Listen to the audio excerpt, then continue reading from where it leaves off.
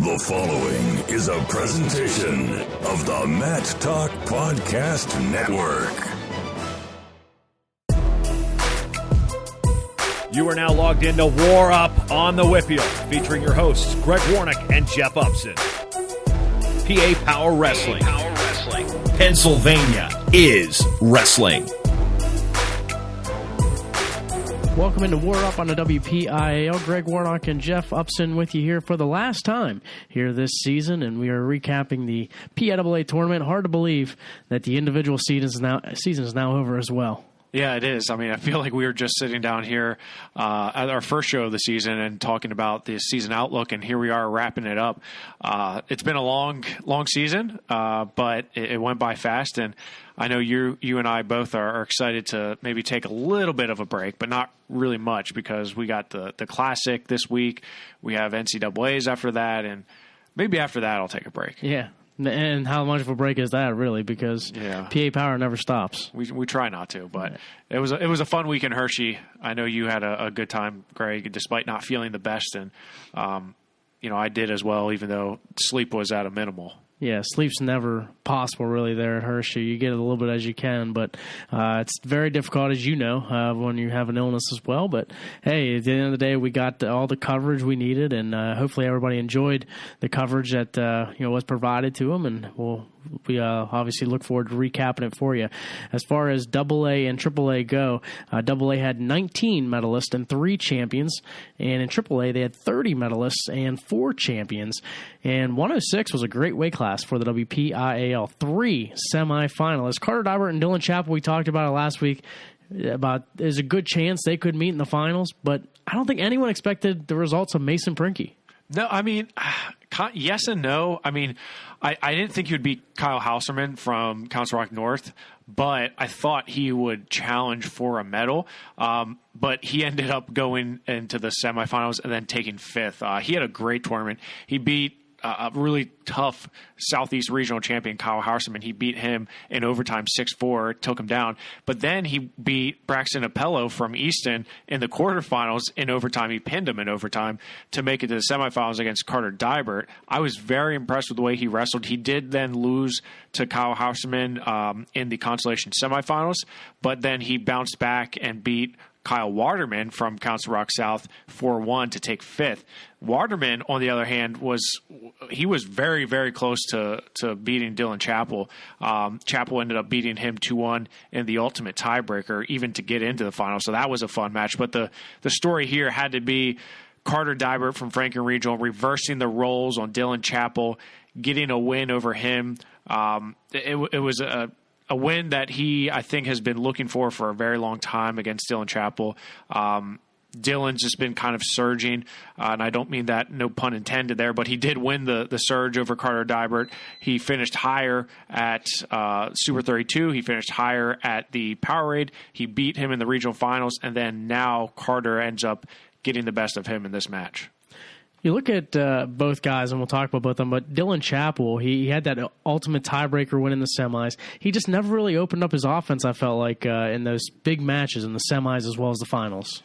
Yeah, I mean, he really didn't. At some points, he was just maybe a little conservative in some of the matches here, but Carter had a strategy when he went out there. I mean, he was very very specific in what he was trying to do, and really he executed that perfectly, because he started out by getting a takedown and immediately going to his bread and butter, and that's working on top. So once he got that opening takedown and turn, it seemed like that was essentially it, because Dylan, while he can put up points, if he's not opening up his offense, it's going to be hard for him to come back from that deficit.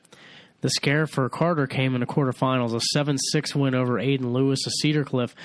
Lewis actually took him down and put him on his back in that opening period and led 4-0. And I mentioned at that time, Dybert's one of those guys who starts early, gets on the board early, and then from there, he kind of takes the gas off the pedal a little bit. When he's behind, then it could be a little bit of trouble.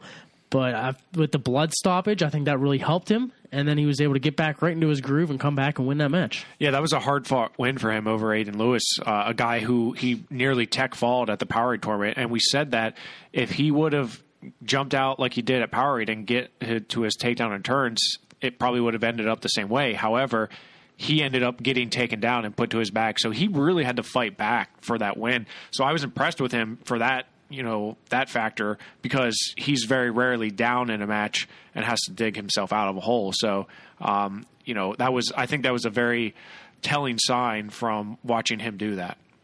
Kind enough to join us now is Carter Dybert from Franklin Regional. Carter, thanks for joining us on the show. Yep, thanks for having me.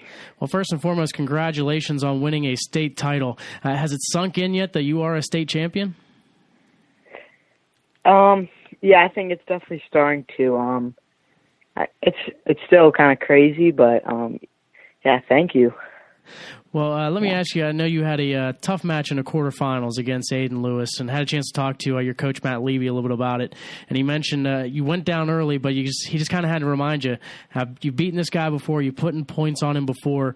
Were you feeling a pressure at all when you started to have that deficit, or did you just say, hey, you know what, I got to roll up my sleeves and get this going? Yeah, I mean, so right after he threw me, which he just kind of caught me out of position and got a 4-point move out of it. He had a bloody nose, and I remember just going to my corner, and it was Coach Greg Sill. Just told me to take a couple deep breaths and just calm down. So then I just took a couple deep breaths, started really then just digging back into the match. And I think then I reversed right to a turn, and then within the next 30 seconds, I was right back into it. And then obviously getting that win, you were able to move into the semifinals, and then you got to your turns a lot against Mason Prinky to win that match 10-1. And then you had the big rematch with Dylan Chappell. Talk a little bit about the rematch. You jumped right out to a big takedown and near fall points right away. Was the goal to get those points early since you weren't able to do that in that first match up in the regional final? Yeah, I would say the goal for that match was I wouldn't really say just get them early. I would say just get them, attack whenever my attacks were there. And it just so happened to be that the attack was there early in the match. So, yeah, I wouldn't say really before the match I was looking to score right away. I would just say I was looking to score whenever the opportunity was there, and that was just right when the opportunity was there. And Carter, when you look back at that match, and a lot of wrestlers have a hard time coming back from that regional finals match when you lost that and you came back, you had to have made a lot of adjustments from that first time around. What would you say is the biggest difference from that regional finals or even the Surge finals to the state finals that you made that led you to that win? What was the biggest difference for you? For me, from regionals to states, I would say there wasn't a whole lot of adjustments because it was such a close match. I would say one of the biggest things was really just to wrestle my match with my attacks, because Dylan's a very tough wrestler, and I feel in the WPIAL finals I didn't get to my attacks, or I wasn't as explosive as I think I really should have been. So I would say that was probably the biggest adjustment from the WPIAL to the state finals. And we talked a little bit about how hard it is to wrestle a guy that you're so familiar with, and you guys have practiced together. You guys have been wrestling together for quite some time. How difficult is that for you to really have to wrestle somebody like him that you know so well in the state finals? I mean, it's very difficult. I mean, me and Dylan's been training together for a long time. We've really been wrestling each other since as long as I can remember, since I think maybe third or fourth grade. We've been wrestling each other, so we know each other's skill sets. So it's very difficult wrestling someone that you know exactly what they're going to do and they know exactly what you're going to do. So I would say, yeah, really just, and then in the state finals match, I just was one that came out on top that time. The week before, he came out on top, and then the states was just the time that I came out. Well, Carter, obviously now that you're a state champ, what do you have planned for the summertime? I will be at Virginia Beach Duels. I know that with Young Guns. I'll be at Disney Duels. I'm not sure what freestyle events I'm going to be doing yet. Well, what about anything fun? Any fun plans or anything you just want to look forward to eating or something? Wrestling's fun. Well, it's always fun. Oh, you mean just like vacation or something? Yeah, sure. Why not? I think I may be taking, me and my dad may be doing a little road trip through the summer. And eating-wise, I'm definitely going to have fun getting bigger for next season. I'll be eating a lot of cereal. I love cereal. Well, that's great. Well, hey, congratulations on winning a state title, Carter, and best of luck next season. We look forward to watching you next year. Thank you so much. Thanks for having me. Thanks, Carter. Thanks to Carter Diver for joining us on the show. Let's move to 113 pounds, where returning state champ Alejandro Herrera Rondon was coming back to defend his state title, and he effectively did it. And he did it pretty much in dominating fashion. He didn't really put anybody away with huge scoring points, but he was dominant in all 4 of his matches. Yeah, I mean, Ali does what Ali does best, and that was ended up winning, getting his hand raised, and he did it. He widened that gap than he did last year, right, when he won an ultimate tiebreaker without effectively scoring a point. So he got to his offense. Even that first match with Angelico, he was able to get a fall in the first period. He had a tough Andrew Smith in the quarterfinals, beating him 4-1. Then a surprise semifinals, Carl Schindeldecker from Chambersburg beat him 6-0. But then in the finals, of all people, he wrestled with Finn Solomon from Franken Regional. Now, you know, if you would have asked me after the King and Mountain if Finn Solomon could have been a state finals, I probably would have said yeah. But, you know, after watching him in the season and the postseason, while I thought he would challenge for a medal, I was very shocked to see him make it into the finals, the state finals. You know, he had that big win in the semifinals, 3-2 over Kyle Burkholder, who himself was third in the state last year. So, you know, this Franklin Regional team caught fire at the right time. They put 3 guys in the finals. Yeah, and out of the wins he had, which do you say was a bigger win? I mean, you have Kyle Burkholder, but also that Tyrese Fleming match, which we talked about in the show last week, where he did beat Fleming 4-2. I think that was one where you said, hey, this one could be one of those upsets as far as who's the early upset's going to be. But was that a surprise, or was the Burkholder surprise just that much more shocking? You know, I mean, each of them have a different sense of excitement around them. The one with Tyrese Fleming, just strictly on the fact that it was early in the tournament. He had already wrestled a match prior to that, and then he comes out, so he kind of is already warm, and he's able to come out and get to really frustrate Tal. And I thought, and I said this, that if he frustrated him from neutral, he was going to win the match, and that's what he was able to do. So while it was impressive because, you know, Tyrese Fleming is one of the top guys in the state, you know, he's a state medalist himself, the Kyle Burkholder match was a little bit more impressive for me just because of the fact that those two come out of the same region. They've seen each other before. They didn't wrestle in the sectional finals. However, I think Finn was really trying to make a statement here, beating Kyle Burkholder, a really tough Kyle Burkholder. You know, one of the top guys in the WPIAL. In fact, he's going to be on the Pittsburgh Wrestling Classic team for the WPIAL. I think that was a little bit more impressive just because it's so easy to shut down in that semifinal round because of the nerves.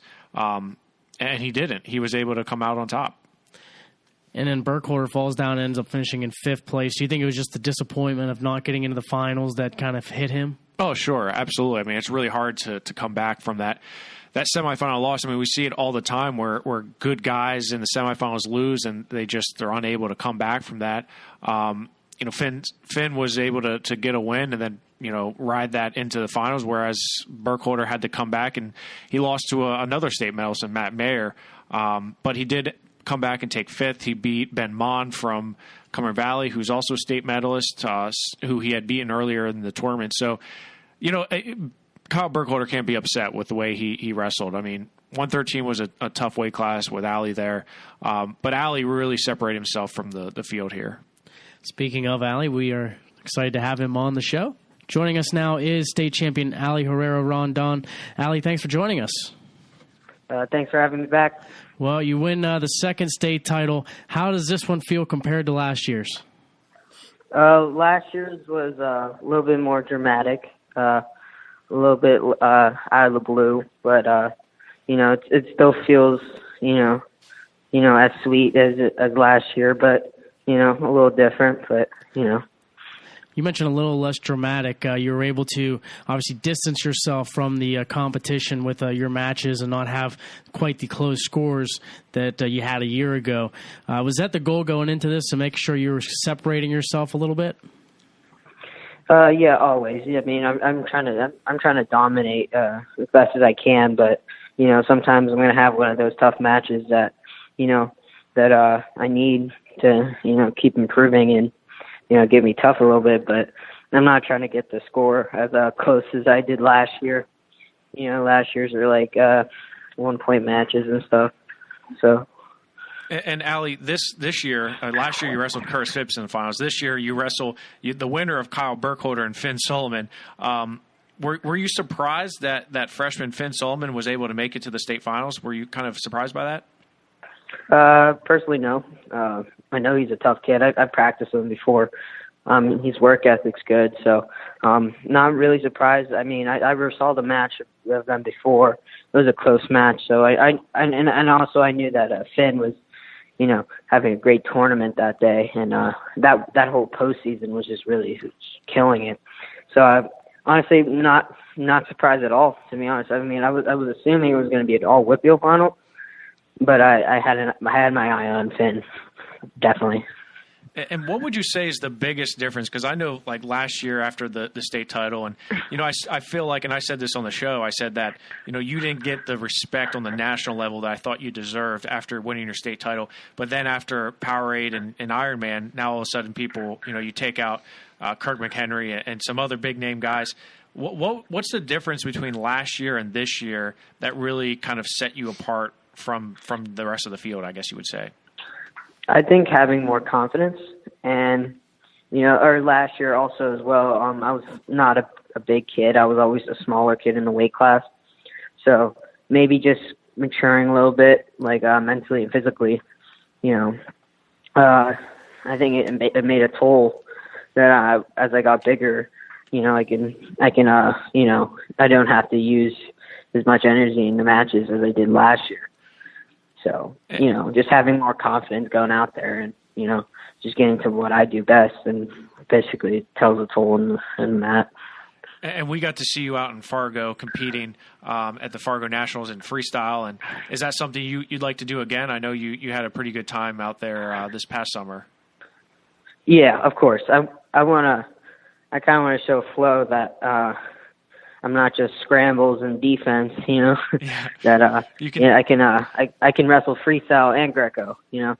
I love freestyle, I love Greco.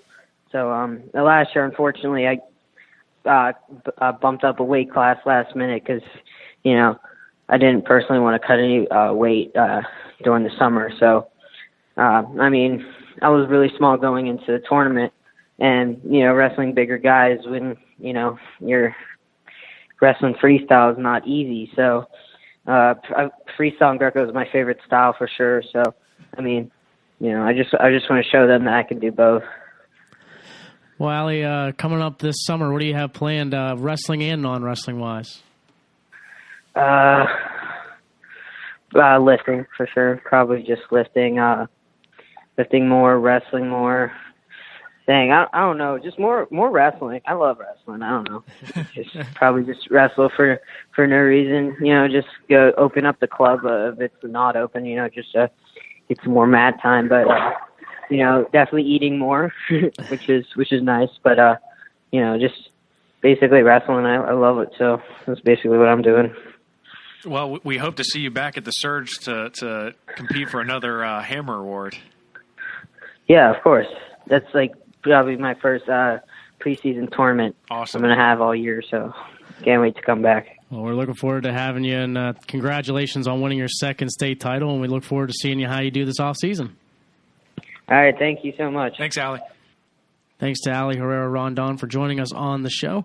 At 120 pounds, Curtis Phipps of Norwin found his way back to the finals, but was unable to get the gold that he's been looking for. He had a lot of tough matches, though, in this weight class. Yeah, he really did. You look at the road, and we kind of talked about this. We alluded to this last week where we said, the person who wins this weight class is going to come out just bruised up and beaten up. And if you remember Curtis in the finals, I mean, he had his nose taped, he had his head wrapped. I mean, he was bloody all over the place. He had a really tough match in the first round against TJ England, beat him 4-2, and then had a rematch of the Powerade finals with Cam Enriquez from Stroudsburg, beat him 6-5. And then probably the closest he got to not making it back to the finals was against Shane Hanson Ashworth of Council Rock South. He took that senior into tiebreaker 2. He ended up beating him 5-3 in overtime. But that was a very, very tough match where he just looked like, get me out of here. I don't want to be on the mat anymore with this guy. And then, of course, against Sean Pearson, Sean's just he's a special wrestler, man. He's really sound. And, I thought that was going to be a tall task for Phipps if he was going to win against Pearson. And, he was unable to get it done. But he still has another year left to break that Norwin kind of curse to get a first state champion.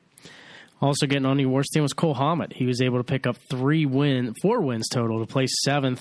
Were you impressed with a couple of the wins he picked up against Matt Maloney and Killian Delaney? Yeah, absolutely I was. And, I probably didn't give him enough respect going into the state tournament. I wasn't entirely impressed with him at the regional tournament. I just flat out wasn't. But he turned the tables here at the state tournament. I thought he really looked good.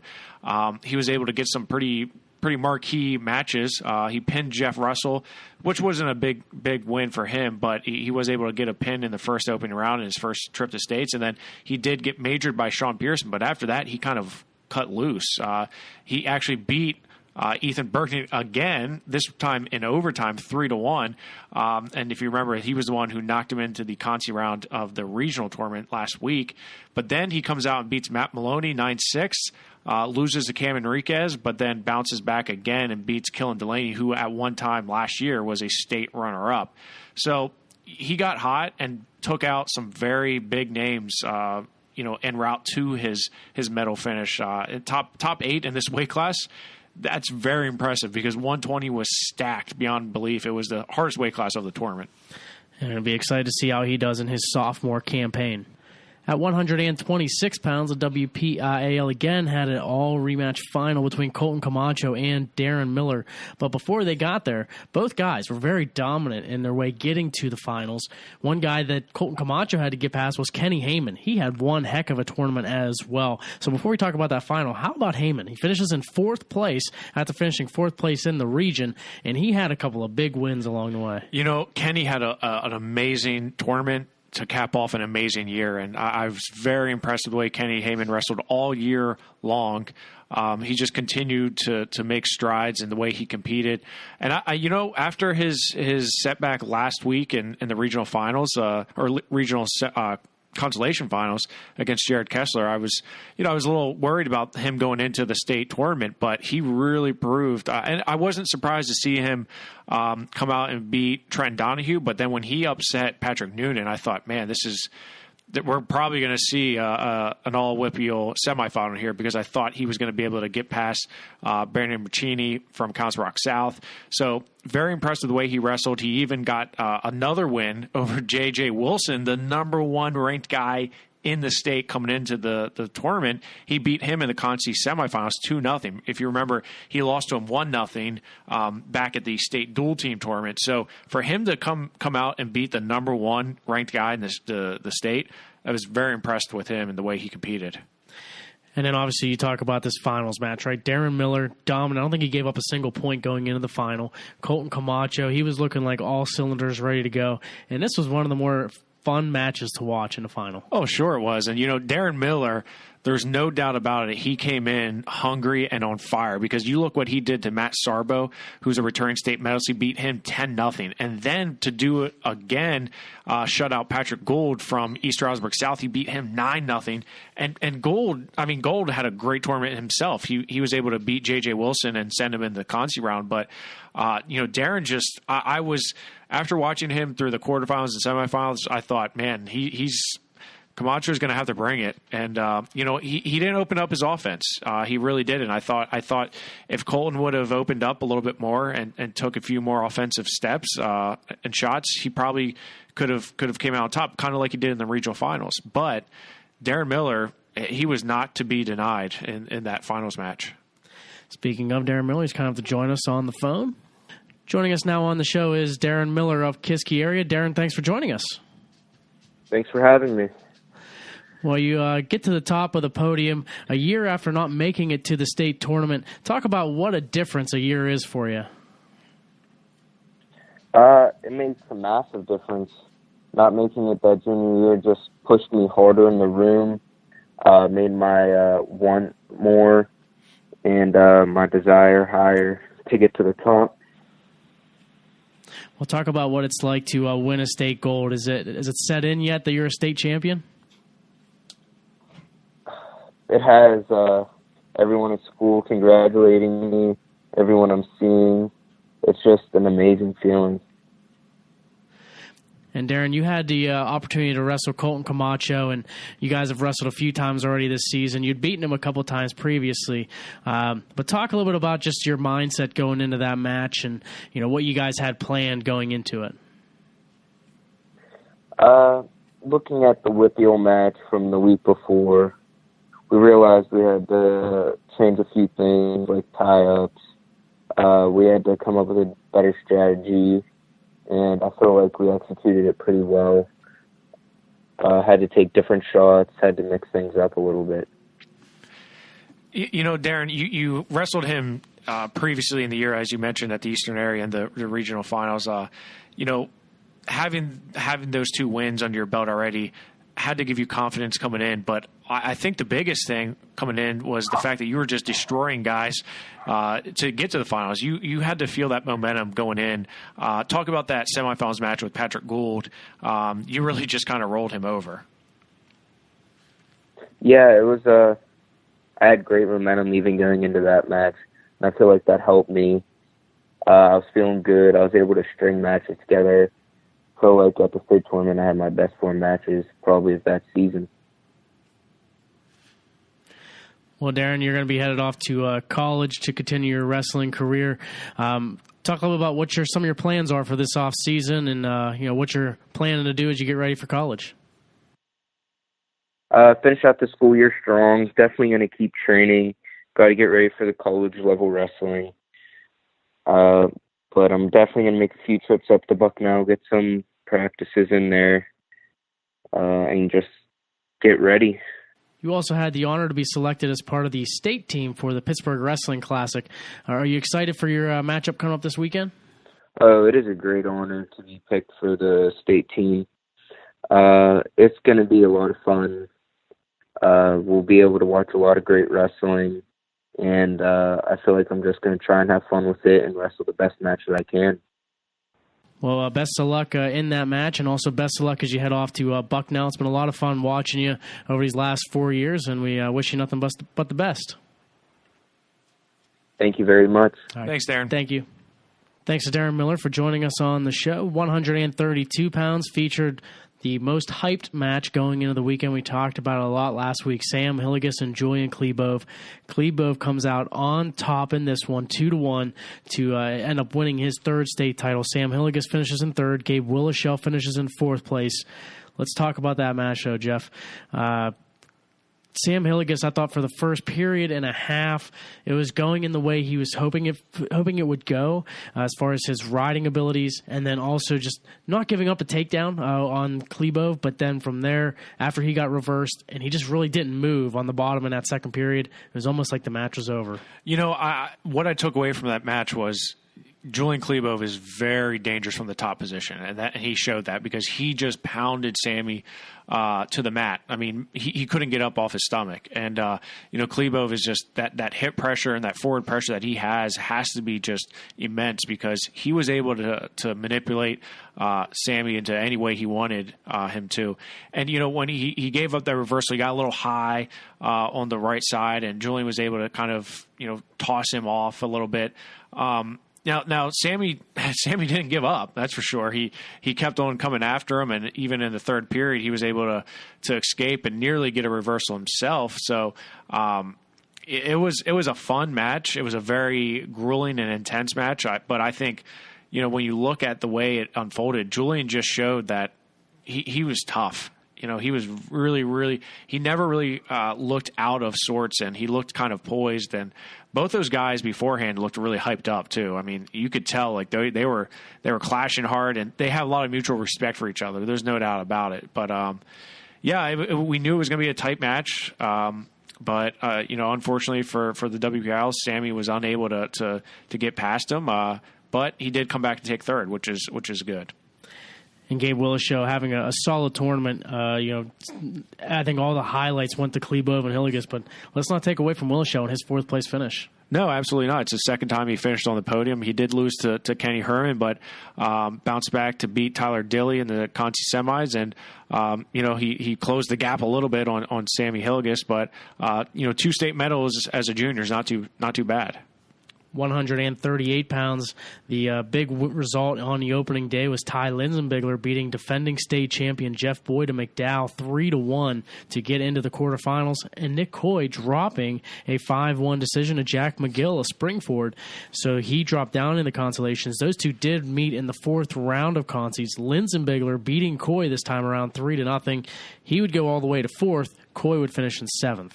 Yeah, I mean, definitely a disappointing state tournament for Nick Coy after coming in as one of the top guys here as the second seed.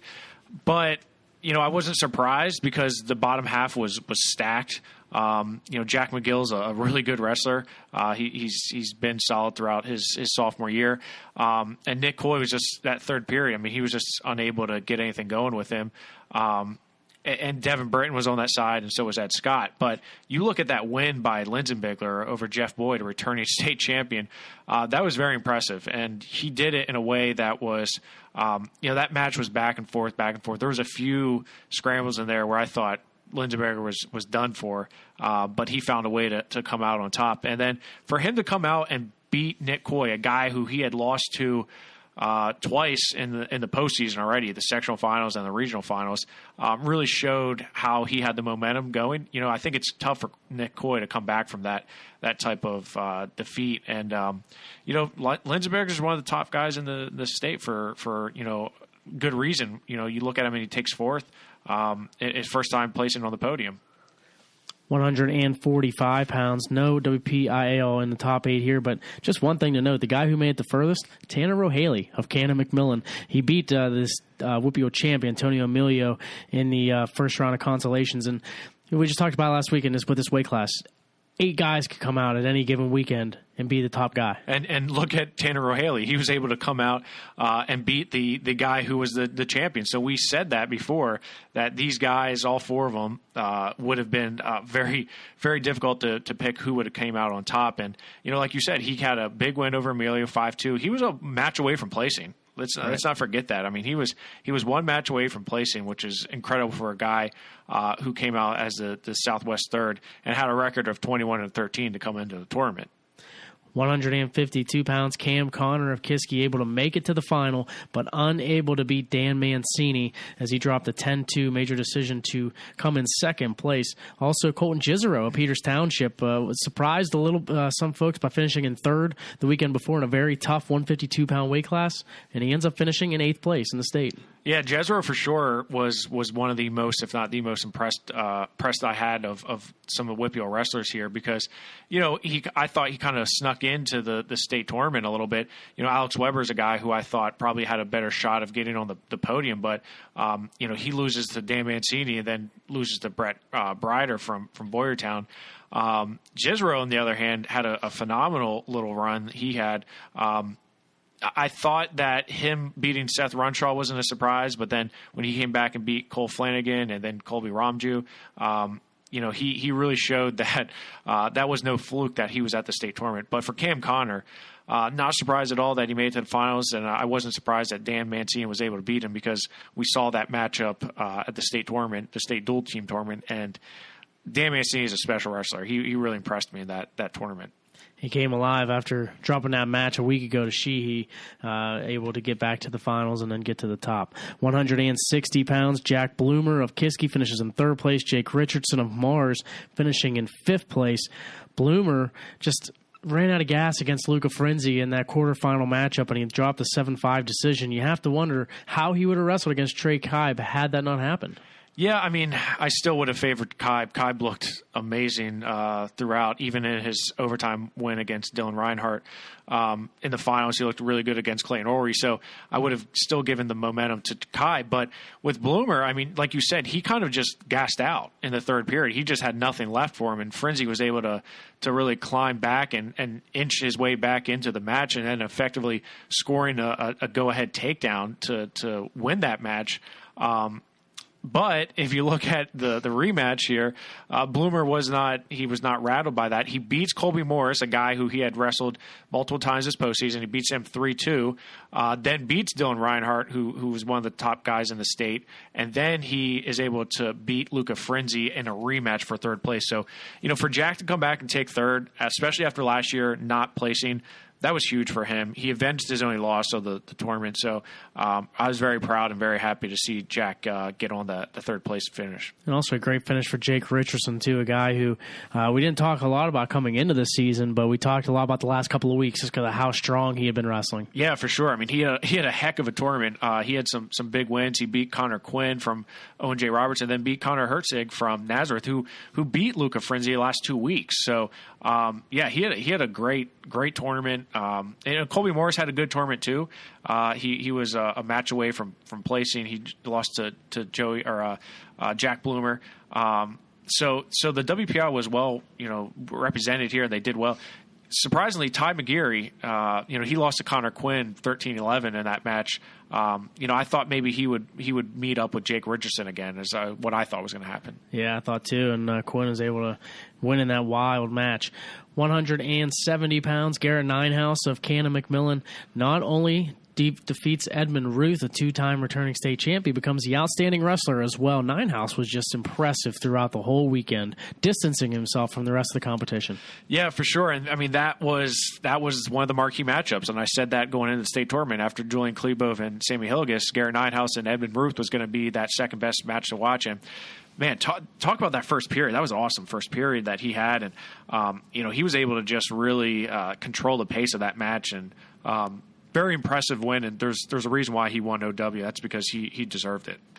Nick Delp also able to get on the award stand. He finishes in 8th place. He had a big win in the opening round against Dylan Keene, but just was unable to get past a couple of big names like Lenny Pinto and Luke Nichter. Yeah, he had a big win over Dylan Keene, a guy who came in undefeated, lost to Lenny Pinto. Then he's able to wrestle back, beats a tough Anthony Hinson, but then loses to Luke Nichter and then falls to Dylan Keene, a guy who he had beaten in the first round to finish 8th. And I know, he was not happy with his finish, but look, he got on the podium, which is a big deal, especially in this weight class. As a junior, he'll be back as a senior, and he'll be ready to compete for a state title. Garrett Ninehouse will also be back next year. He's joining us now on the phone. Joining us now is Cannon McMillan Jr., Garrett Ninehouse. Garrett, thanks for joining us. Yeah, no problem. It's a pleasure to be on.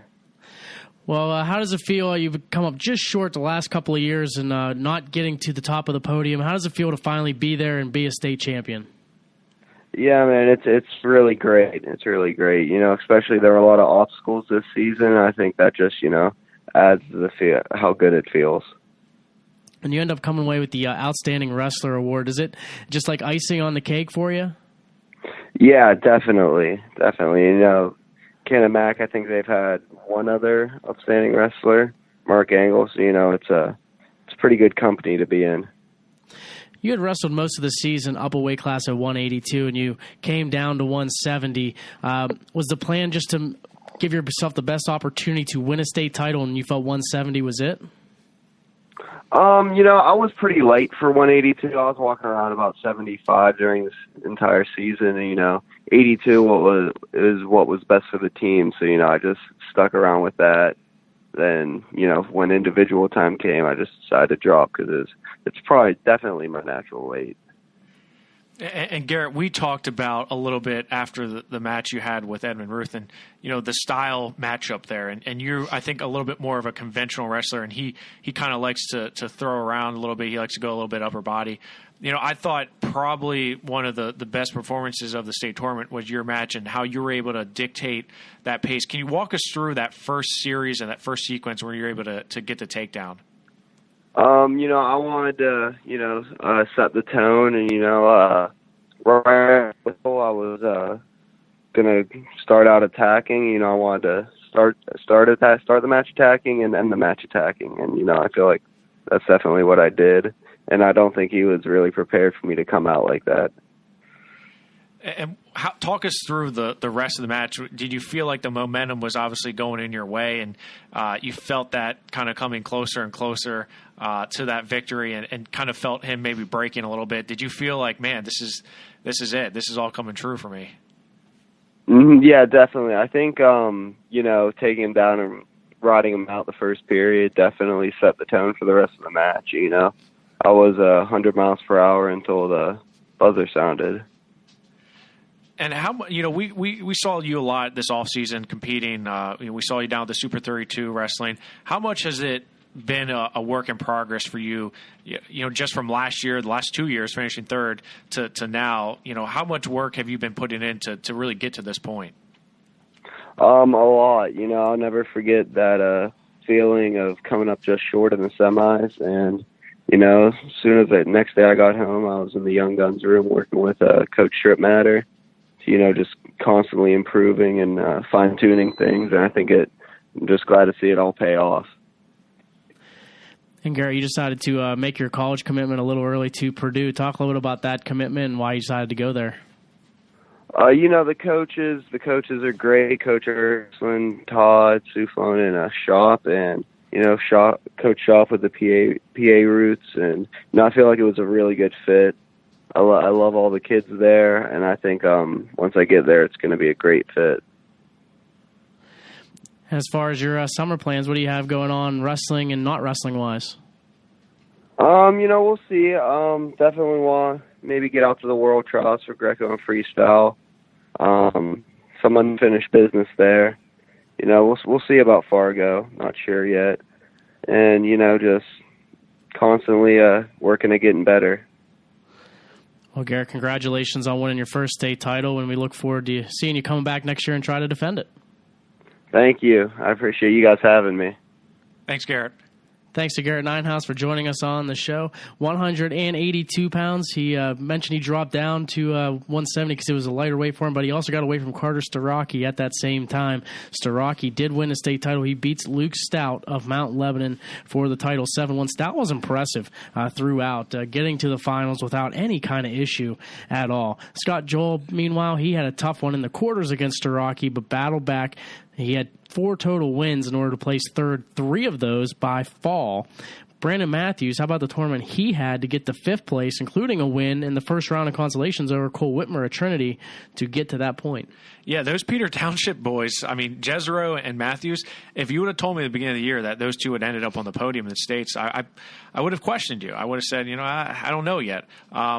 Brandon Matthews, not only did he get to the state tournament, he wrestled really, really well. He was probably one of the most impressive performances I saw of the tournament because he got some really big wins. And the first one I'll mention is Niam Flukas from Hershey. He beat him 2-0. And then he actually avenged his loss to Cole Whitmer from Trinity, a guy he had lost to in the regional consolation finals. He lost to him and then came back this week at Hershey and beat him 9-4. So that was a big win for him. And then he beat Stephen Newell from Dallas, a guy who kept Luke Stout to a 5-point decision. He was able to get a win over him. And then got a 1-0 win over Jeremy Seymour from West Scranton. I was very impressed with him. And then, by the way, the guy who knocked him into the Consi rounds, he beat him. So he lost to him 9-2, Tyler Mosow from Unionville. He lost to him 9-2 in the championship round. He beat him for 5th place 4-1. So super, super impressed with Brandon Matthews. But really overall for the WPIAL, Luke Stout, as you said, went essentially unmatched until the finals. he's really special. He's going to win a state title. There's no doubt about that. He's, despite losing to Carter Starocki, who's one of the top guys in the nation, Luke Stout looked amazing. But talk about Scott Joel. Scott Joel, after losing that to Starocki, he wins 5-2 over returning state medalist Mason McCready, but then he gets 3 falls, two of them in under a minute to take third. He beat Joey Milano from Springford, pinned him in 50 seconds to take third. Really impressed with Scott Joel. I'm really looking forward to seeing him in the Classic. Yeah, a lot of fun watching these 3 guys from the WPIAL get to the top 5 of the award stand. 195 had to be the upset city as far as AAA goes, as you had Cole Urbis of State College fall, and you had Max Shaw fall as well. They end up meeting for 3rd and 4th when many thought this was your finals match, and Max Shaw beats Cole Urbis for 3rd place 5-1. Max Shaw also wrestled Luke Montgomery in a rematch. He also wrestled John Myers from Greensburg-Salem. Luke Montgomery did end up finishing in 7th place, but Max Shaw finishing in 3rd place. A little bit of a disappointment probably for him, but he did get the big win over Cole Urbis. Yeah, he got the big win. He had a tough loss to Donovan Ball from Cedar Cliff in a match that a lot of people saw. That was a rematch of the Powerade Finals in which Shaw won that. There was dispute whether there was a caution or not in that match, but Max ended up bouncing back, as you mentioned, and beats a very tough Jameel Coles from Northeastern, who actually beat the top seed Cole Urbis, and then he finishes in 3rd place by beating Cole Urbis. Cole Urbis did not have the best of weekends. Coming in undefeated, ranked 4th in the country, he loses to Jameel Coles from Northeast in a very strange match where he just wasn't able to get anything going. And obviously losing to Shaw was not in his plans, but him and Luke Montgomery as well. Luke Montgomery, I thought, had a great tournament. He beat some tough kids in order to get to the top 8. It's really hard to finish in the top 8 at Hershey, and when the WPIAL was able to get at least 2 guys there, that's saying something. 220 pounds, the WPIAL gets 1, and there was an 8th place finisher for Ogden Atwood of Armstrong. He and Ryan Wines of Norwin met in the 3rd round of consolations. Winner gets a medal, and Atwood turns the tables this time and wins 2-0. Yeah, that was obviously a big win for him. He had a loss to a guy from my high school, Central Dolphin, Marquise Holton. He lost to him 3-2 in the 1st round and dropped down, and I thought, man, he's going to have a hard time coming back from this because he had to wrestle Trent Patrick, who he beat, then Stephen Schott, and then Ryan Wiseman, as you've mentioned. So he wrestled two WPIAL guys just to even get to the podium or the top 8 finish. But that's a very good performance for him, especially after last week at regionals when he did not impress me there. 285 pounds, Jake Slinger of Upper St. Clair had the big win over Michael Wolfgram in the semis. Very impressive win, too, 9-4, but he fell short against Quan DeBow. DeBow beats him 3-1. Isaiah Vance had a heck of a tournament. He gets to the semifinals, and then he beats Nathan Hoagland of Mount Lebanon in the Concy semis 3-1 to finish in 4th place. Hoagland ends up finishing in 6th, but Slinger coming up just short. Yeah, and Slinger had a great match against Michael Wolfgram. It was one of the most highly anticipated matches. 2 undefeated wrestlers, 2 guys are top in the state. And Slinger was impressive. He came out early and came out swinging. But the match was a lot closer than the score would indicate. Anyone who watched that match knew that was a lot tighter. In fact, Wolfgram had a cradle essentially locked up trying to turn him, and he was not able to. But Slinger, man, he had a great win, and then just Quan DeBow, I mean, I thought it was going to be a tight match, but I thought Slinger was going to be able to get it done. And, I think that's a testament to Quan DeBow and how physical he is. And you had mentioned Isaiah Vance. Him and Nate Hoagland, I thought, had great wins in order to get to the top 8. And as you mentioned, Isaiah Vance was able to get that, avenge that loss to him he had earlier and beat Nate Hoagland to get to the 3rd place match. So overall, the WPIAL was very well represented here. Yeah, they really were. Just came up a little short as far as gold medals go. I'm sure they were hoping for at least a couple of more, but the medal stand count was solid in AAA. In AA, Joey Fisher of South Park got to the semifinals, and the big surprise in 106 was Gary Steen of Reynolds, a returning state champ, losing on the opening day, so you had to figure Fisher could benefit from this, but I think the match that everybody was looking forward to is Fisher against Sheldon Seymour of Troy, and Seymour was able to win that match against Fisher 3-1, and Fisher ends up finishing in 4th place, losing to Steen for 3rd. Yeah, he took Steen to tiebreaker. Steen had that tough loss to Matt Vulock, and he was able to come back to take third. So very impressed by him. It's very easy for a state champion to lose early and then just kind of pack it in, and he was not. That was not going to happen to him. Joey Fisher, obviously one of the top guys in the state. He came in undefeated, but Sheldon Seymour really impressed me. He essentially beat two undefeated wrestlers coming into this. He beat Joey Fisher, who's undefeated, and beat Levi Haynes, who's undefeated. So he handed two guys their only losses of the season. 113 pounds. Got to feel bad for a guy named Ryan Michaels of Elizabeth Forward. He dropped a 4-3 decision to Cole Bisco in the semifinals. Comes back for third place, but the guy who ends up winning the title was Jackson Arrington, the guy he beat pretty soundly 2 weeks prior at the IUP in the regional final. The big thing with Michaels, he went for a duck under early, and Bisco just kind of sat down on it, got 2-2, and really he was unable to get out from underneath. And then once he just was unable to turn Bisco, and really they only gave him 2 stalling calls in the period and a half that Michaels was on top, which was surprising to me because Bisco really didn't move much, especially in that third period. Yeah, no, I was surprised that Michaels lost that match. I thought he was probably the aggressor, and unfortunately, it happens in wrestling is you make one mistake and the other wrestler capitalizes on it, and they can kind of coast to that win. A guy who won the Southwest region in pretty dominating fashion, and the guy who wins the state title is from the Southwest region. I thought Jackson Arrington wrestled really, really tough. He beat Gable Strickland in a come from behind win in the quarterfinals in an amazing match, and then he actually is able to avenge a loss he had to Cole Bisco earlier in the year and beat him. So Jackson Arrington earned it, but Ryan Michaels, I'm sure, has a sour taste in his mouth. He did come back to take third. In fact, he kind of destroyed Nathan Holderbaum from Chestnut Ridge, and he did beat the number 1 ranked guy in the state, Gable Strickland, 2-0 to get to that point. So I know Michaels is probably disappointed, but again, he's only a junior. He has the time to come back. 120 pounds, Ian Oswald of Burrell ends up finishing in 5th place, and the big match was in that semifinal. I think he was disappointed after that point, dropping that overtime decision to Ryan Crookham from Notre Dame GP. Yeah, it was definitely a hard-fought loss for him against Ryan Crookham, the top guy in the state, the top freshman in the country, and he really did keep it close to him. He was able to really put Ryan in a compromising position and nearly beat him. And it's really hard to come back from that, especially when you're wrestling a guy like Nate Smith, a guy who finishes in third. He's really tough. And then, I give Oswald all the credit in the world because he actually came back and then beat Caden Wickard from Boylan Springs, who's a really tough wrestler. He beat him to take 5th. So Ian Oswald, though he's going to be upset, this was a really deep weight class. You had Ryan Crookham, who's now a state champion. You had Bo Bayless, who was a former state champion. This was a tough weight class. 126 pounds, Tyler Simmerman of Derry had a strong tournament, unable to get to the finals, but does finish in 4th place. Yeah, definitely a good tournament for him, especially coming out as a Southwest second. He was able to get a 6-4 win in tiebreaker over Bryce Now from Greenville, who's a senior. And then he beat a really tough freshman, Brandon Klatos from Notre Dame Green Pond, before dropping a overtime match to Bronson Garber, who's now a 4-time state medalist. So, yeah, he finished top 4 in one of the deepest weight classes of the tournament. So good job by him.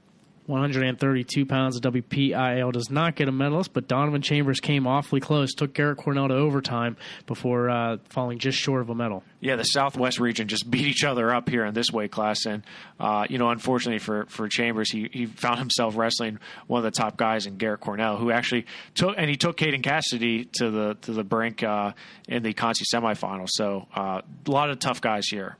138 pounds, Jacob Ely of Hopewell got the WPIAL its first gold medal as he won 7-5 over Kenny Kaiser of Sagertown. He looked strong throughout the entire weekend. Also, AJ Corrado of Burrell finished 6th actually in the Southwest region, got moved up to 5th due to a scratch, and he ends up finishing in 5th place in the state. Yeah, that was a great tournament by AJ. I was, after what he did in the Southwest region, for him to come back, and I know he's been battling with some things, and he was injured a little bit in the beginning of the year that really was a setback for him, but he was able to find a way to really grind out some wins, and he lost to Kenny Kaiser, but then was able to bounce back, beating some pretty tough guys. Avery Bassett, he beat Thomas Burke. He did lose to Eric Gibson, but then bounced back for fifth, and he beat Tyler Martin, who at one time was ranked third in state. So definitely one of the better bounce back performances of the tournament had to be AJ Corrado here at 138, because again, this weight class was full of state medalists and really tough wrestlers. And speaking of Jacob Ely, he's kind enough to join us on the show. Joining us now on the show is Hopewell Senior Jacob Ely. Jacob, thanks for joining us. Yeah, thank you for having me. Well, congratulations on winning a state title. How does it feel to be a state champion? It feels really good. That was a really big dream that I accomplished, and I've been trying to accomplish that for a while now, so it feels really good. You seemed in control throughout the entire tournament and able to secure each victory. Do you think it was your experience from last year that really helped you just kind of stay focused and do what you had to do on the mat? Yeah, I think making it up there last year and doing well really helped me with this year. I think it was like the experience, like you said, just knowing that I've been there before and just trying to take it like another tournament because I'd already wrestled in it before. So, yeah, I think that helped a lot. And Jake, just talk about your season overall. I mean, you've had a very impressive season, and I know we talked about how you were kind of maybe a little bit under the radar being from Hopewell, and now all of a sudden you're not. Talk about what the season's been like for you. I think it was a really good season overall. I think I really wrestled like I knew how to this year. Just going out on the mat and just wrestling my match, every match. And, yeah, I think I had a good season. I had really good practice partners between the school and the club and really good workouts. And I think that's what helped me have a good season as well. And we saw you at the Surge tournament at UPJ where you won that title and you ended up deciding to commit to UPJ. Talk about how excited you are to kind of be a part of that program and see really how your career goes. We saw they just had a really good Division II tournament, national tournament. Talk about just that feeling of going to UPJ. Yeah, I'm really excited to go up there. I can't wait. I think it's going to be a really fun time, good experience. I just can't wait to meet all the wrestlers again. I know that they seemed really cool whenever I went up there for my visit and stuff. And I can't wait to get up there and talk with the coaches and practice in the practice room. And it's just, I love the campus. I'm just really excited to go up there. Yeah, hopefully you can roll around with Chris Edens from Greensburg-Salem, who just won his second national title for them. So you definitely have some good guys in that room with you. Yeah, it's a great room for partners, that's for sure. Even incoming freshmen, there's a lot of hammers coming in that are going to be some good practice partners than the people that are already up there. Like you said, Chris Edens, he's a beast. And you just wrestled in an all-star match, and you have another one coming up on Friday. You were selected for Team Pennsylvania in the Pittsburgh Wrestling Classic at 138 pounds, and you're going to take on Jojo Aragona from Pope John Paul in New Jersey, and he's a guy who's number one in the nation. So are you pretty excited about having that opportunity to wrestle such a big name as Jojo? Yeah, I mean, I'm really excited. That's a great opportunity. I'm excited to get out there, and I'm really blessed to get that opportunity. It just means a lot. Well, it's coming up after the Pittsburgh Wrestling Classic. You have the off season. You have any plans, wrestling or not wrestling, that you have set for yourself before you head off to college?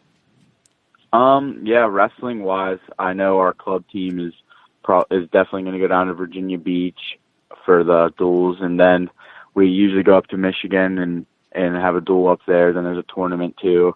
We usually do both. You get a lot of matches in that weekend, and we just have a couple smaller duels here and there that we're going to go to, and then I'll probably go on a couple of vacations with my family and have a good time out there. Awesome. Well, congratulations on winning a state title, and best of luck as you head off to college. Thank you. Thanks, Jacob. Thanks to Jacob Ely of Hopewell for joining us on the show. At 145 pounds, John Rocco Cazales of Quaker Valley, your only WPIAL medalist. He finished in 5th place, and he had a winner you winner you medal against Shane Kemper of Burgestown. He beats Kemper by fall to earn the medal. But then from there, Gonzalez was just very impressive, and he had a strong tournament. Yeah, I was very impressed with the way he wrestled, pinning Kemper and then pinning Nick Rosengrant from Saucon Valley. He pushed Caleb Dowling, and then, as you mentioned, he came back and beat Tristan Pugh from Berlin, from the same region. He beat him by major 16-8, so very impressed with him. I'm looking forward to seeing him at the Classic for Team WPIL. 152 pounds, Trent Schulteis of Freedom. He was strong in his 3 matches and getting to the finals, including beating Trenton Harder of Bermudian Springs 9-4. He ends up losing to the outstanding wrestler Ryan Vulock, who was just at another level at Hershey. But Schulteis was by far and away the number 2 at this weight class. Yeah, for sure. I mean, you look at the separation here. Schulteis was better than everyone on that bottom half, and then Ryan Vulock was really, really much better than everyone else in that bracket. Ryan Vulock, as you mentioned, was on just a completely different level. He's a different orbit. Trent Schulteis, though, remember, he's only a sophomore, and very, very big showing by him after finishing as a medalist last year. I was impressed to see him come away as the second place finisher. Thane Lawrence of Fraser repeats and gets his second state title, and he was able to do it again, just kind of like how Ali Herrera at Seneca Valley. He was able to distance himself and come away with that second state title. Meanwhile, Austin Malia Burrow, he had that ankle injury he was dealing with over the WPIAL and the Southwest Regional tournaments, and that's why he ended up being the 6th place finisher in the Southwest region. He gets 8th in the state. He looked much better, looked more healthier after having those 2 weeks off, and was able to get on the award stand. Yeah, and I think if Austin probably was a little bit healthier coming into this, he probably could have improved on that finish, because you can see, he lost to Cole Sosong from Portage. He lost to him by fall. That's a guy he beat at the regional tournament. I just think it was tough for him to, compete at a high level, but he was still able to get on the top 8 and probably not 100%. So that's saying something. I was very impressed with the way he competed here. Speaking of Thane Lawrence, he's joining us now on the show. Joining us now is Fraser Jr. Thane Lawrence. Thane, thanks for joining us. How you doing? So, Thane, you come away with your second state title. How does that one feel compared to the first? It feels good knowing that I achieved my goal this year as being a second-time state champ. It's special in its own ways. Every year I strive to get better each year, and this year I met my goal, as I said, and it feels really good. When you came into Hershey, did you feel any pressure at all that you're the returning state champion and everybody's going to be gunning for you? Yeah, I did a little bit. I felt like I had a target on my back and that I had to live up to reputation. So when I went in, I was a little bit nervous, but I knew I just had to go in there and believe in the work I put in throughout the year and go at it and put points up on the board. Which round do you think you were the most nervous going into? I'm not too sure. I mean, each one of them I get a little bit of butterflies in my stomach before each match, but I kind of think that's just how the sport rolls. You never know what's going to happen in a match. You can get beat or beat someone any given day, so I just really got to be ready to go. And Thane, when you look back at especially after last year you lose to Justin McCoy in the regional finals and find a way to pull just an amazing win. And there's a lot of emotion there. And this time it's almost expected. Does that take away any bit of your celebration with winning this state title? Because last year was such an emotional run, and this year it's like, well, I kind of was supposed to be here. Did it take it away from you at all? No. I'm not really, but a little bit it does. But like I said, it was just special in its own way, being a second-time state champ. Not everybody can do that. I'm very thankful for being able to have the chance to do it and being able to accomplish it. And Thane, when you look back at the season, it was definitely an up and down season for you. You were at the Ironman and had to injury default from there, and then you took some time off, and then you came back, escaped Iraq. You suffered a loss in the finals to Luca Frenzy. Did you feel kind of pushed and challenged this season, especially because of the injury and maybe not having as many matches on your belt as you did last year? Yes, definitely. I hurt my shoulder out, escaped with rock, and had to take some time off, so that cut off the rest of my training time. And My shoulder got a little bit weak, my body got a little weak because I wasn't lifting like I should be and wasn't training right. And I felt like it impacted me a little bit. But as soon as I got back up to health, I went in there and I gave my 110%. And even though I suffered a couple little losses, it showed me what I got to work on and that I can never stop improving. And talking about just kind of putting that work in, we've seen you, you've kind of made a name for yourself down at Super 32 a couple years ago. And, what's the goals this summer? Are you going to be competing again after you give yourself a rest? Yes, I will be out competing again after I get my body a little bit rest and feel like I'm in tip-top shape, ready to go, all 110%. You're just finished up your junior season. Do you have any colleges you're looking at the moment? Yes, I have a bunch calling me. This is a hard time. I mean, I really don't want to tell anybody no because it's a lot of really good offers, and this is something a lot of people dream of. And I remember when I was little looking back and thinking about it and wondering what I'm going to do, if I'm ever going to be as good as this guy and that guy, and if I'm going to have that chance. And now it's here, I really don't want to turn anybody away. You have any favorites so far? Yeah, I took a visit out to Oklahoma University. I really liked it out there. A lot of good coaches. The program's going to take off here a little bit. They got a really good coach taking his time with the team and showed them the right stuff, and they're going to excel a lot. Awesome. Any other summer plans with whether it's wrestling or not without wrestling that you have planned for it? Being this is like my last full summer here as a kid, kind of, I'm going to just try to enjoy it, relax, and soak it all up in the sun and have a good time. Well, congratulations on winning your second state title, and we look forward to seeing you come back for your senior season. Thank you. Thank you for your time. Thanks, Thane. Thanks to Thane Lawrence for joining us on the show. 170 pounds, Christian Clutter of McGuffey, able to get to the finals where he would meet Jared McGill once again, but falls short again. He loses 8-2 this time, and Jared McGill wins the title. Noah Hutcherson, meanwhile, he had a very good tournament for Valley. He finishes in 5th place, but he was able to get to the semifinals, and it was actually a repeat of the Southwest Regional Finals in the state semifinals as well. But Clutter's in 2nd, Hutcherson is in 5th. Yeah, and you look at the depth here from the Southwest region and the WPIAL more specifically. As you mentioned, Jared McGill was able to get that win over Noah Hutcherson and then defeat Clutter for the 3rd time this season. We saw that match at the Powerade Finals, but Jared McGill was able to finally get the monkey off his back and get a state title. But, Christian Clutter, very impressed with the way he's been competing throughout his career. And he had to beat a very tough Derek Brown in order to get to that finals.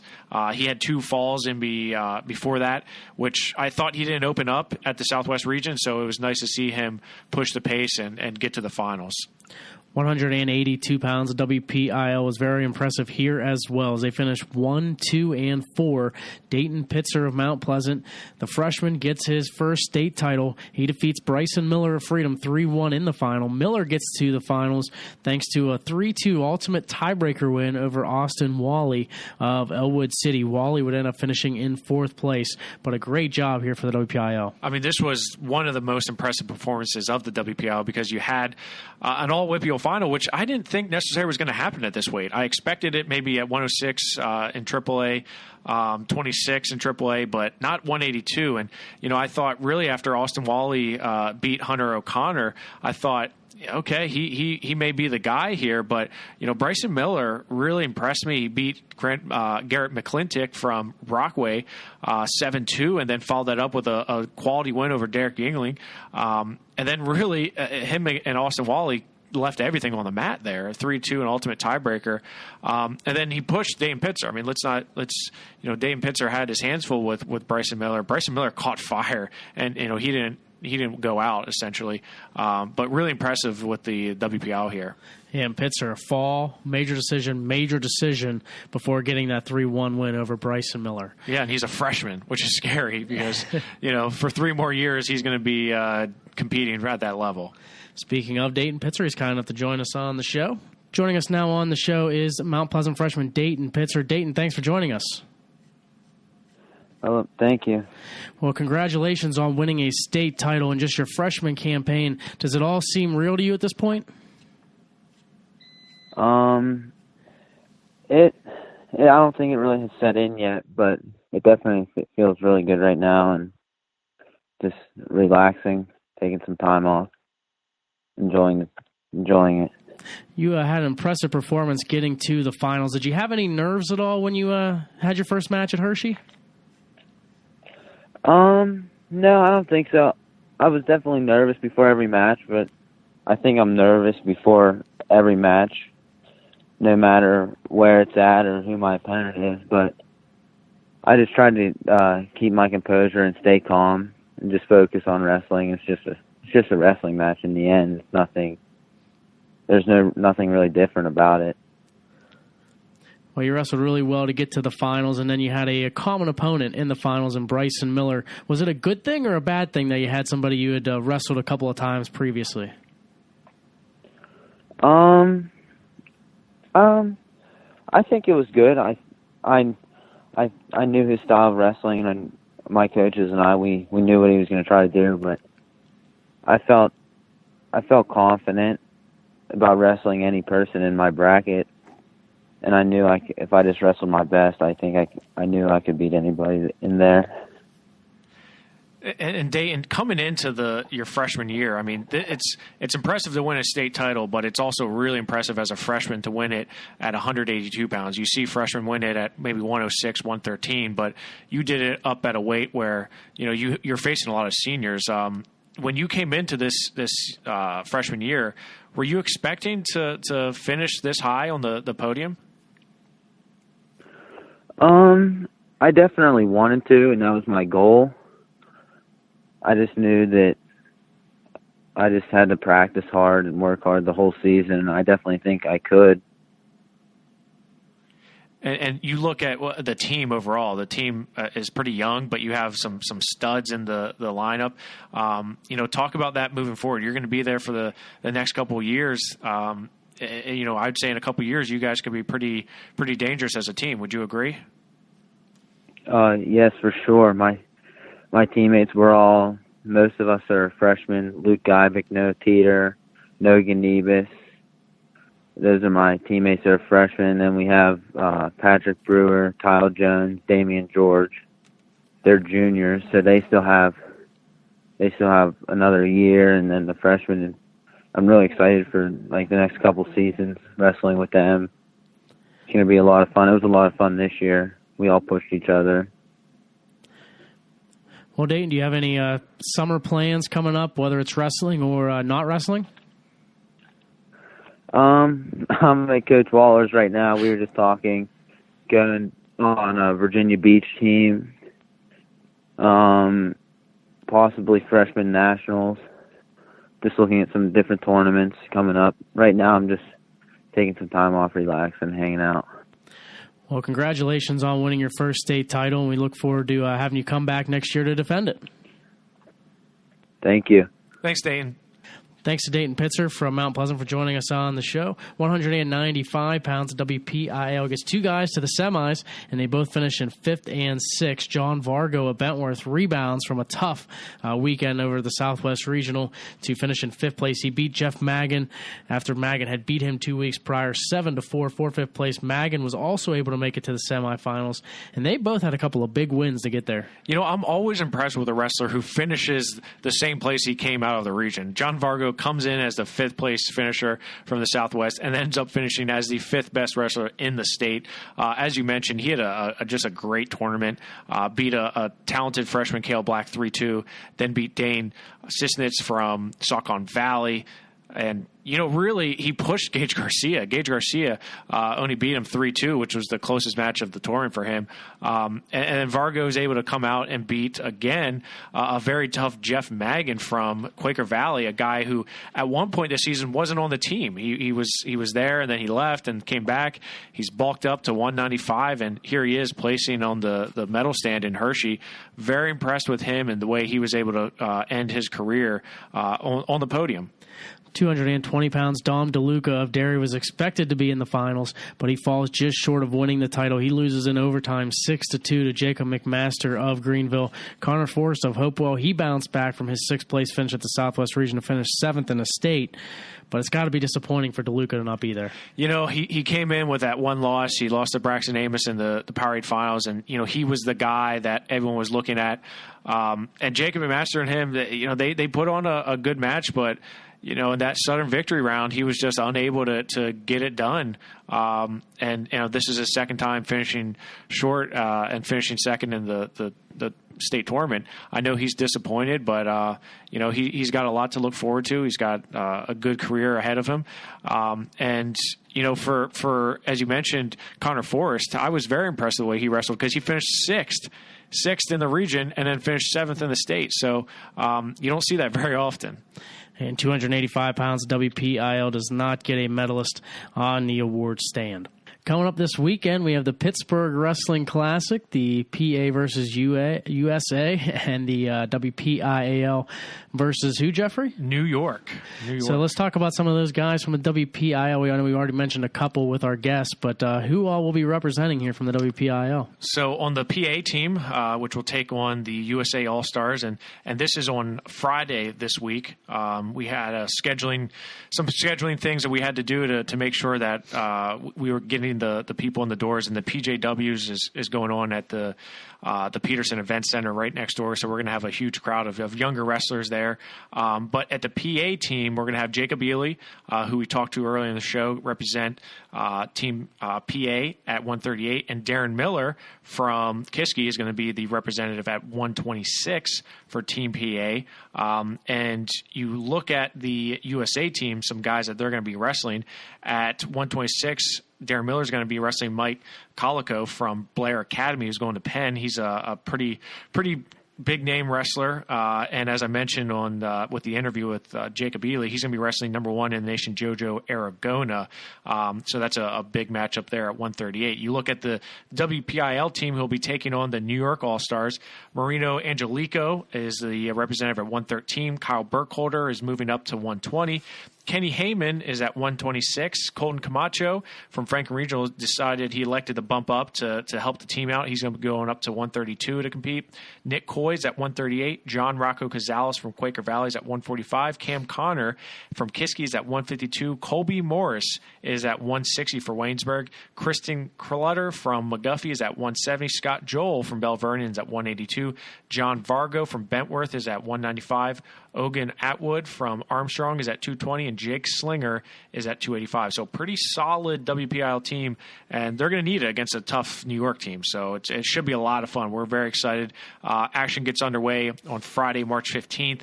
The WPIL would be taking it on New York at 6 p.m. This is at the University of Pittsburgh Fitzgerald Fieldhouse. And then the main event, PA versus USA, will start at 8 p.m. You can still buy your tickets online. If you go to WrestlingClassic.com or PAPowerWrestling.com, you can find a link to purchase your tickets. So hope to see you there.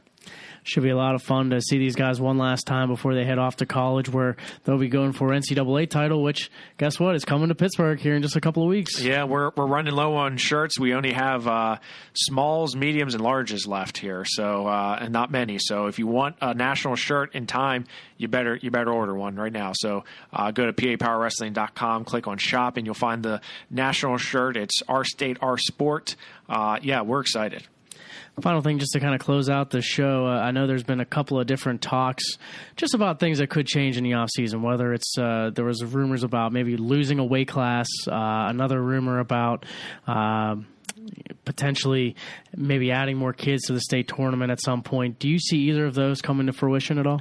I've heard those rumors too, and some of them have more credibility than others, but I would say the only thing we may see is maybe a reduction of the weight classes, and the numbers for wrestling are down. There's no doubt about it. There's statistics out there that shows that. So that's one thing, and really what the National Federation of High Schools does is really what dictates the PIAA. Adding more kids to the state tournament, I'm not sure if that's feasible. I don't know if that's something that's going to be in the forefront, and we'll know a lot this offseason when the wrestling committee gets together, but if there's one thing I know in years of covering wrestling is that change is it's seldom to come by. So I would be surprised if it happens, but anything's possible. Yeah, I think any more additions to the state tournament would be a little bit ridiculous as far as numbers go, but you never know with the PIAA and trying to get more kids and more opportunities to sell more tickets as far as that goes. It's been a fun season. Absolutely. I hope I didn't annoy you too much, Greg. I mean, a lot, but I mean, it's a lot. Okay. Really? Yeah. Wow. Okay. I mean, I had to survive several landmines from you. Quite a few. Why do you have to? You and Mark Billett both.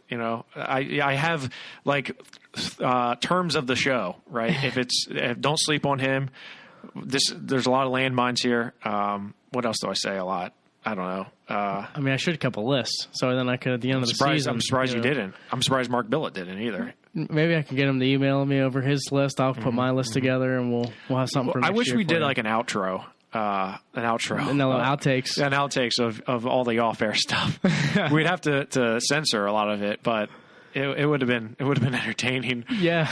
Between my dogs barking or me yelling at you to speak up, or I don't know. Just a lot of fun though. Yeah. All in good nature usually, for the most part, except for when you don't get sleep and then all of a sudden you become really hostile. I'm angry, Jeff. Yeah. I get angry, as I am right now. I'm tired, but looking forward. I hope you come back for next year, Craig. I really do. I hope you do. Hopefully HR can take care of me so then I can come into a better place next year. Sure, a better working environment. Yeah, that's what I'm hoping. Okay, well, you can join the Podcasters Union with Rob Waltko and Joe Youngblood. Apparently, they're forming a Podcasters Union because I don't treat them well enough either. So, are they? I agree with them. I mean, it's how many years I've been doing this on the on the PA Power website now, 2 or 3 years, and still not even on the website, but, that's either here nor there. I'm a really busy man, Greg. I'm a very high-in-demand person. Well, excuse me. Multiple facets of life. Well, thank you for giving me and everyone listening a little bit of your time here today. Oh, my gosh. So we could do this podcast. And each week, too. We sing your praise. So thank you, Jeffrey. Wow. Mark Billett was right. I guess it's not about the team. It's about me, I guess. Usually, yeah. Wow. Okay. Well... It is what it is, Greg. We want to thank everyone who did listen to us all season long, and make sure you tell others about us so we can continue to build our listenership up as we continue to try to bring you the best coverage possible. We want to thank all the WPIAL wrestlers who joined us on the show, and congratulations to each and every one of them for winning a gold medal. For Jeff Upson, I'm Greg Warnock. Thanks for listening in to the final episode of War Up on WPIAL.